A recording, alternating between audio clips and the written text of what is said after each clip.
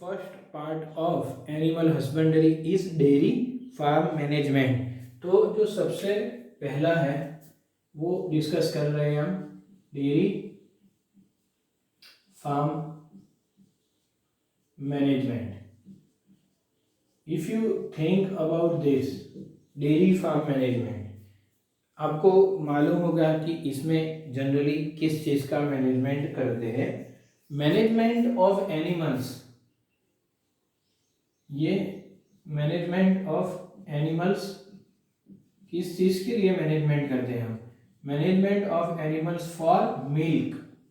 आप जानते हैं milk is a very very important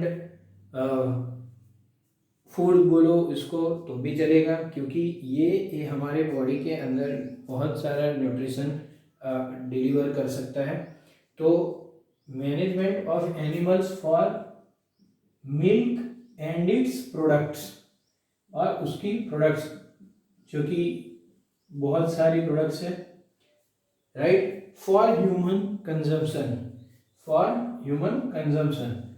तो ये हो गया डेफिनेशन इसका डेयरी फार्म मैनेजमेंट का, कि हम किस चीज़ का मैनेजमेंट करते हैं? Animals which for milk and its product. आप समझ सकते हो कि मिल्क तो it is an very essential part. Mostly people start the day with the milk और इट्स प्रोडक्ट्स। आपको मालूम होगा ये यंग जो जनरेशन है उनको chocolates, ice creams, butter, cheese, this all products are of milk. Even curd, yoghurt, उसके बाद आएगा बटर मिल्क, ये सब प्रोडक्ट्स किसके हैं? मिल्क से ही बनती है। As well as you can use simple shrikhand, उसके बाद हम वो भी ले सकते हैं घी। This all are milk products, right. Ultimately ये कहाँ से बनता है? मिल्क में से ही बनेगा। तो this all are our day to day used food items. And young generations तो चॉकलेट्स और चीज़ बटर से तो बहुत ही अट्रैक्ट होते हैं, क्योंकि उसका जो पैलेटेबल टेस्ट रहता है सबको अच्छा लगता है। तो मिल्क और उसकी प्रोडक्ट्स का ह्यूमन कंजप्शन के लिए, जैसे वो पाने के लिए हम किसका मैनेजमेंट करते हैं? एनिमल्स का। वो उसको हम बोलेंगे dairy farm management. Now the case is कि डेयरी फार्म मैनेजमेंट किस चीज़ से डील करता है? तो it deals with the system and processes, system and processes to improve the yield as well as the quality of milk. दो चीज़ के लिए ये पूरा डील करता है। Dairy farm management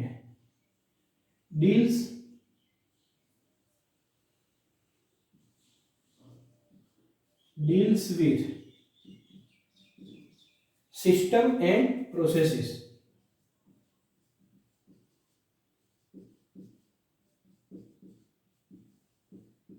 system and processes to improve yield and quality of milk। दो चीज़ें अच्छी होनी चाहिए, एक तो yield और दूसरा है quality। भी if you want to improve the yield and quality, that totally depends on the quality of breed। कौन सी ब्रीड हमने ली है वही डिटरमाइन करेगा कि yield इसका कैसा होगा। So over here we can say yield depends on quality of breed, right। कैसा होना चाहिए ब्रीड? तो breed should be having high yielding potential. उसका यील्डिंग पोटेंशियल कैसा होना चाहिए? अच्छा होना चाहिए। और अंडर सर्टेन क्लाइमेटिक कंडीशन, जो एरिया का क्लाइमेटिक कंडीशन है उसमें उसका यील्डिंग पोटेंशियल अच्छा होना चाहिए। दूसरा कि उसको उसमें डिजीज रेजिस्टेंस पावर भी होना चाहिए। So breed should have two characteristic. First is high yielding potential in certain climatic condition of area। दूसरा जो है वो है it should be having the disease resistance capacity, यानी कि उसको उसके अंदर डिजीज रेजिस्ट करने की कैपेसिटी हो, वही उसका हेल्थ इम्प्रूव करेगा और अल्टीमेटली प्रोडक्टिविटी भी बढ़ेगी। So over here disease resistance होना चाहिए। नेक्स्ट हम सोचते हैं कि व्हाट इज ब्रीड, ब्रीड क्या है? तो breed is a group of related animals. किस चीज से रिलेट होने चाहिए? They should be related by descents, right? The group of animals related by descents, group of animals related by descents, यानी उनके जो एंसेस्टर्स है वो रिलेट होने चाहिए, right? Showing most of the common characters, having most of the common characters similar, right? So and are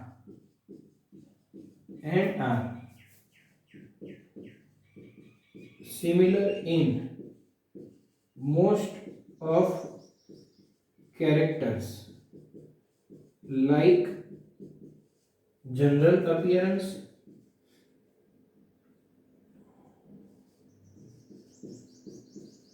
configuration, size, configuration, ये सब almost similar होना चाहिए। ऑलमोस्ट बोल रहे हैं हम, नहीं कि पूरा का पूरा। यहाँ पर ये हो गया ब्रीड का डेफिनेशन। क्या बोले हम, क्या समझे हम कि it is a group of animals, ये कहीं रिलेट होते हैं उनके प्रीवियस जो उनके पेरेंट्स हैं उसमें कहीं पर भी वो रिलेट होते हैं, and they are similar in most of the characters like general appearance, feature, size, configuration. यहाँ पर सिमिलरिटी हमें देखने को मिलती है, तो उसको हम बोलेंगे ब्रीड। कैसी होनी चाहिए ब्रीड? उसका यील्डिंग पोटेंशियल हाई होना चाहिए और दूसरा डिजीज रेजिस्टेंस कैपेसिटी भी होनी चाहिए। This is about the dairy farm management. Now we will discuss how to handle the cattle, right? What things we should take care for handling the, understand what care should be done to increase the yield in the yield of milk and its products। कैसे हम क्या care कर सकते हैं जिससे कि इसका product का इम्प्रूवमेंट हो सके, यील्ड बढ़ सके। उसमें डेयरी फार्म मैनेजमेंट में सबसे पहला जो आता है, राइट, केयर, जो हम बोलते हैं care is a most important thing. तो जब हम कैटल्स को रखते हैं तो दे शुड बी वेल्ड हाउस, उनको अच्छा सा एक एनवायरनमेंट देना पड़ता है, जैसे एक हाउस के जैसा जिसको हम बोलते हैं जहाँ पर हम कैटल रख सके। तो it should be weld house, right? Weld house में पूरा क्लीन और हाइजीनिक पूरा एनवायरनमेंट होता है। फिर उसको एडिक्वेट अमाउंट ऑफ वाटर भी मिलना चाहिए। वेल हाउस, एडिक्वेट वाटर भी उसको मिलना चाहिए। And third is disease free, they should be maintain disease free. क्यों? क्योंकि डिजीज से उनकी हेल्थ के पर असर होता है, और जैसे ही हेल्थ में थोड़ा प्लस माइनस हो जाए तो automatically it directly affects yield. So सबसे पहले जो है वो है maintain disease free. This is very important. Next, if you think second, the quality of feed, जो फीड हम देते हैं, feeding should be always done in scientific manner. उसको कैसे फीड किया जाता है? साइंटिफिक मैनर में। एंड मेन हमारा फोकस, एम्फेसिस किस चीज़ पर रहना चाहिए? Main emphasis should be on the quality and quantity of the fodder. इसको रफेज देते हैं जिसमें फाइबर कंटेंट हाई रहता है, हे एनसिलेज जैसे जो चीज़ें होती है जिसमें क्या होता है, फाइबर कंटेंट हाई रहता है। दूसरा है कॉन्सेंट्रेट जिसमें न्यूट्रिशनल वैल्यू ज़्यादा रहती है, सीरियल्स मिलेट्स ये सब कॉन्सेंट्रेट्स में आएगा जिसमें न्यूट्रिशनल वैल्यू। तो दोनों का अमाउंट, दोनों को हमको क्वालिटी और क्वांटिटी मेंटेन करनी चाहिए। तो यहाँ पर scientific feeding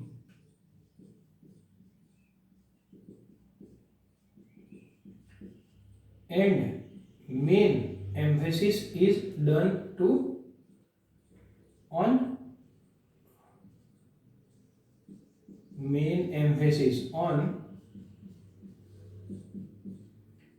quality and quantity of fodder, quantity of fodder।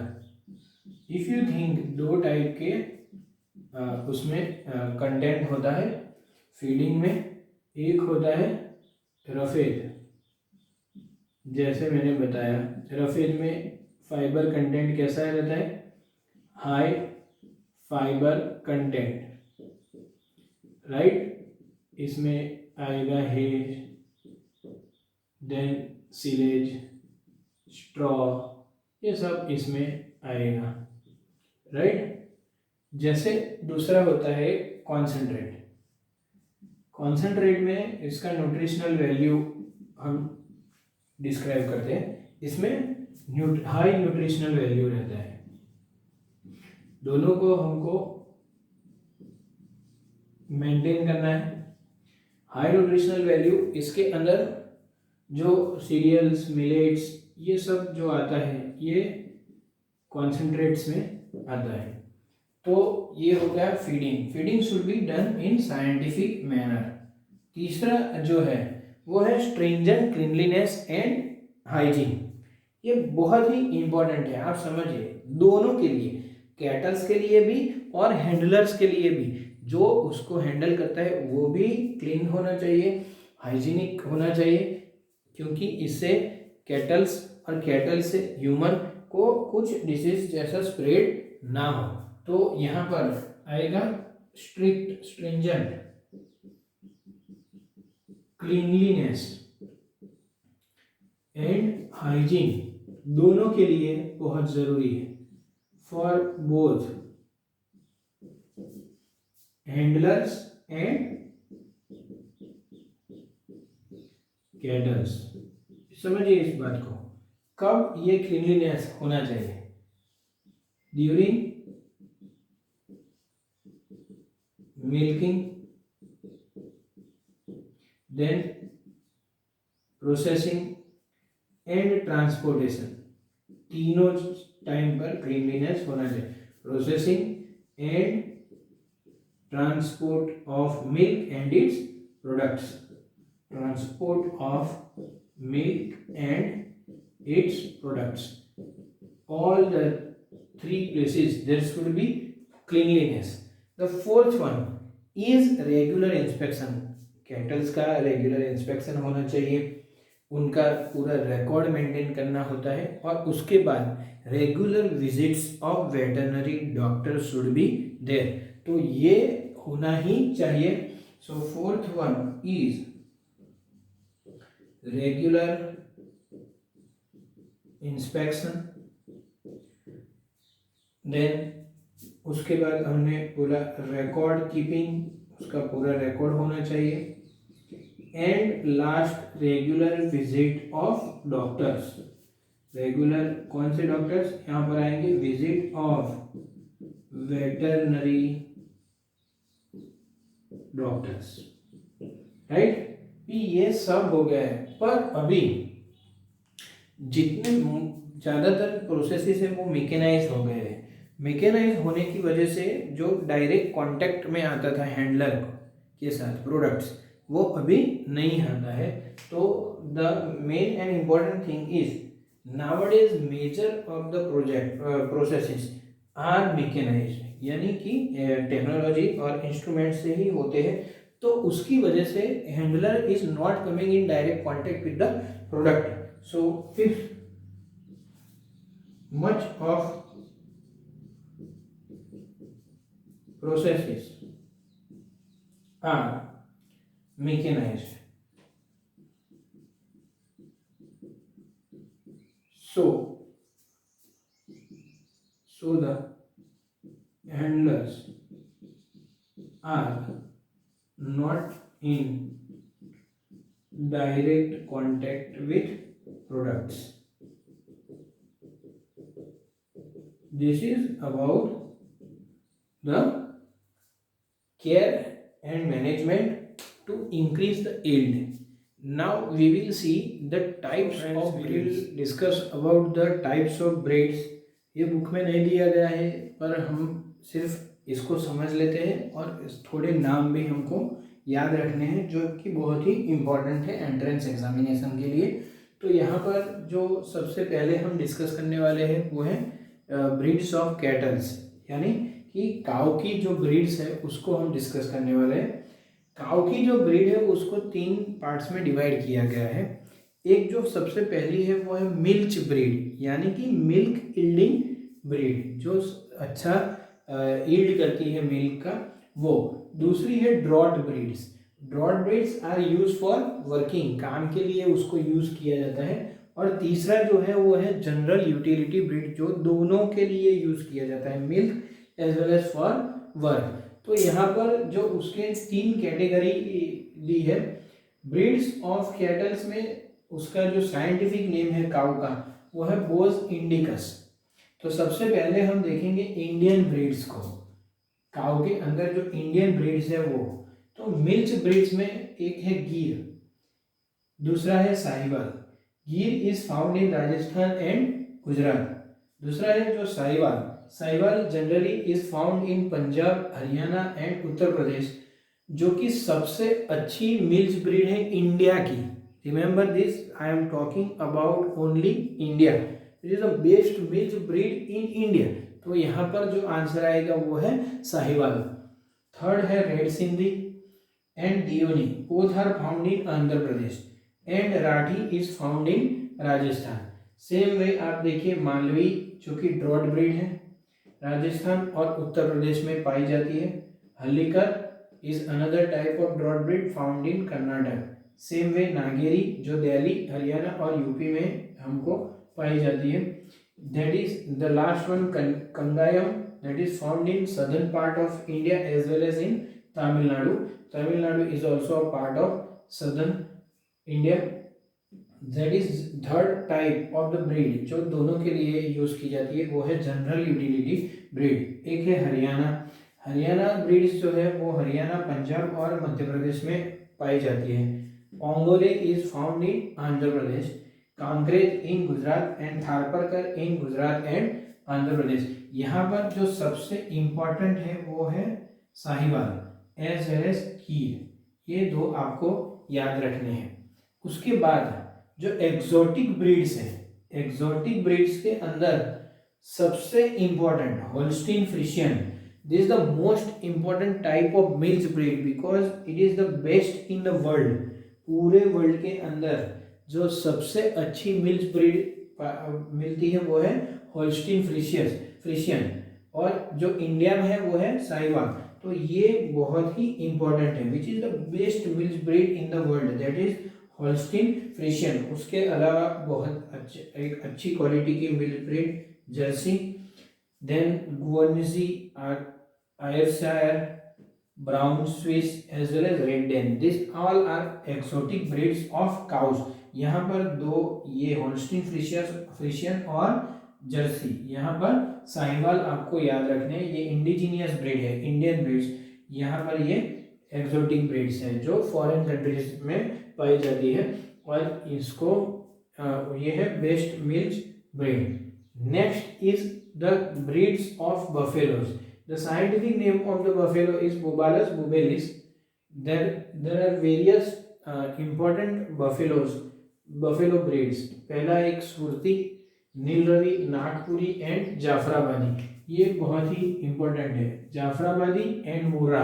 Murrah is the best one of the best quality of buffaloes, Bhadawari and Mehsani. तो ये ब्रीड्स है बफेलोज की, ब्रीड्स ऑफ बफेलोज हमने 7 टाइप्स की देखी। Next is breeds of sheep. Sheep का जो scientific name है वो है ओविस एरिस, राइट। अभी इसमें भी दोनों टाइप की है, exotic as well as Indian.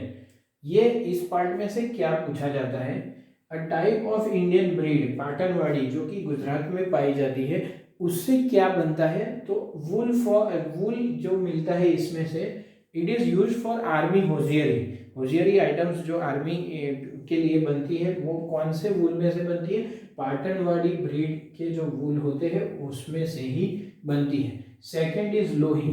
Lohi is found in Punjab and Rajasthan and it is good in both milk as well as wool. Then Nali. Nali is found in Haryana, Punjab and Rajasthan. It is having superior carpet. It is having good quality of wool which is used for carpet. Right? बाखरवाल. Right? बाखरवाल बहुत ही important है, जैसे कि हमने army hosiery की बात की, पाटनवाड़ी as well as बाखरवाल is used for undercoat of high quality shawl.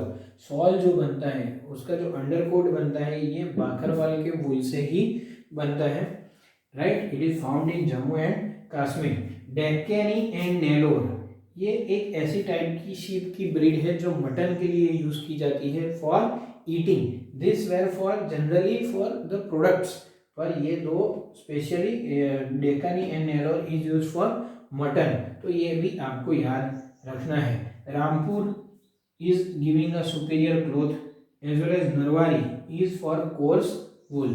यहाँ पर जो नेक्स्ट है वो है exotic breeds of sheep. Exotic breeds of sheep में डॉर्सेट, हॉर्न्स एंड मरीनो, ये तीनों बहुत ही अच्छी क्वालिटी की ब्रीड्स है, exotic breeds. They are functioning multipurpose, wool भी अच्छा होता है, उसका मटन भी अच्छा होता है, एज वेल एज ये इसीलिए यूज़ करते हैं हम क्रॉस ब्रीडिंग के अंदर, क्योंकि दोनों क्वालिटी है उसके अंदर, quality of wool as well as of mutton. Next पहले हमने डिस्कस किया काव, फिर बफेलो, फिर sheep. Now we are heading towards the breeds of goat. Goat का जो साइंटिफिक नेम है वो है कपरा, राइट। इसमें सबसे इंपॉर्टेंट यही है, you have to remember Kashmiri Pashmina.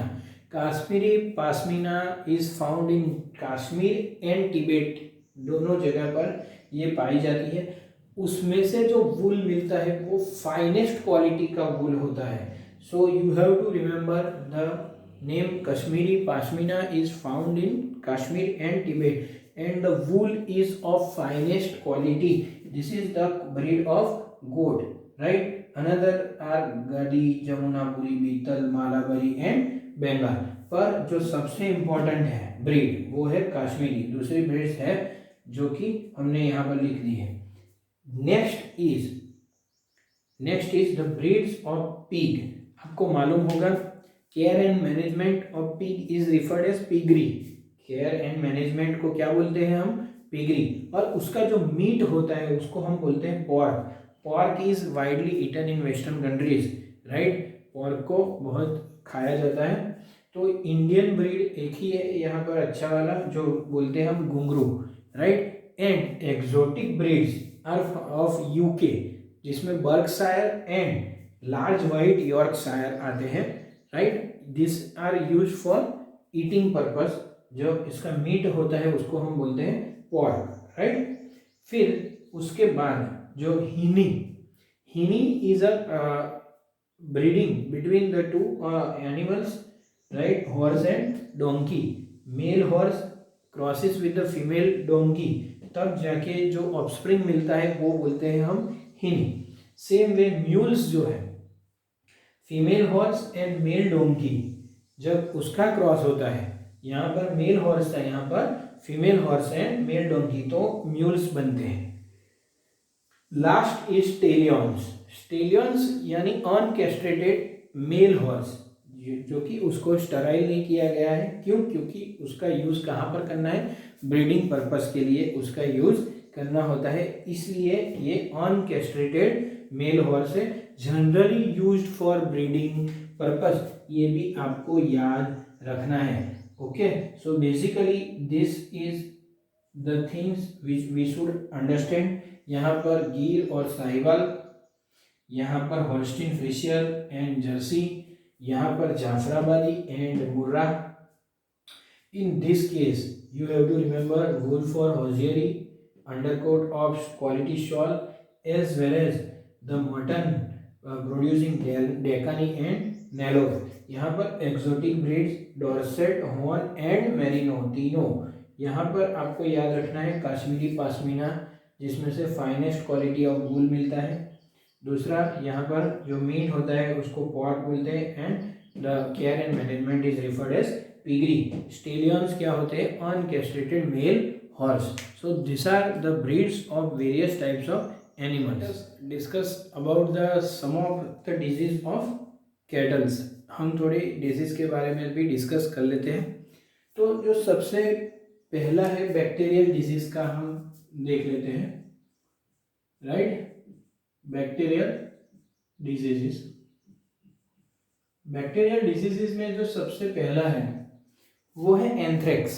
Anthrax हमने ह्यूमंस में भी पढ़ लिया है, we have discussed it, right? Anthrax is caused by bacillus anthracis bacteria. Bacillus anthracis bacteria से होता है। ये सभी एनिमल्स में हमको देखने को मिलता है। If you talk about cattles, buffaloes, horse, sheep, goat, सब में ये देखने को मिलता है, राइट? और ये स्प्रेड कहाँ से होता है? कॉन्टामिनेटेड फूड एंड वाटर से ही स्प्रेड होता है। और इसका जो ट्रीटमेंट है वो है एंथ्रेक्स एंटी सीरम दिया जाता है ट्रीटमेंट के लिए, जिससे कि प्रिवेंट हो सके। एंटी सीरम इसको दिया जाता है। दूसरा एक है मेस्टाइटिस। मेस्टाइटिस इज, आपने इसके सिम्टम्स ऑलरेडी हमने ह्यूमन में पढ़ लिए हैं। Mastitis is caused by corynebacterium pyogenes. इससे होता है corynebacterium pyogenes. This is another type of bacteria causing mastitis. इसमें क्या होता है? It is type of inflammation of udder in cow. Udder आपको मालूम होगा कि it is an part of memory gland which is ruminant, right? तो ये part of memory gland is referred as udder. तो inflammation of udder in dry cows, in dry cows.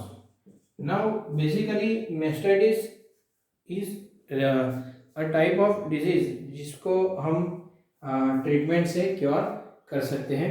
Next is viral disease.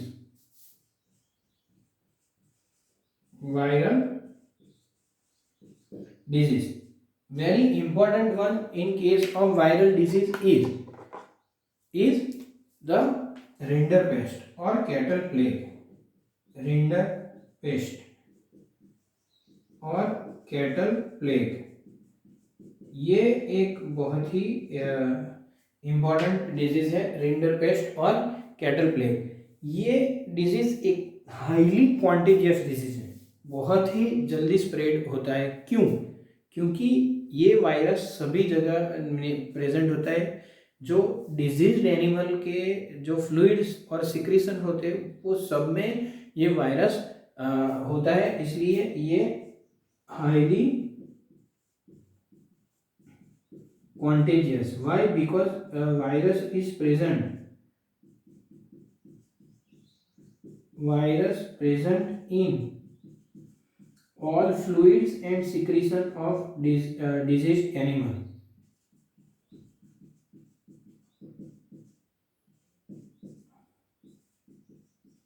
तो direct contact से भी दूसरे animals को हो सकता है, फ्लाइज से भी हो सकता है, फूड से भी हो सकता है।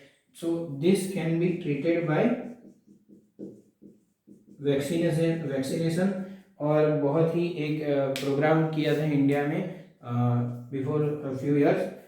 तो ये अभी वैक्सीन्स दी जाती है, इसलिए ये बहुत ड्रेडेड नहीं है। So this is about the diseases of kettles.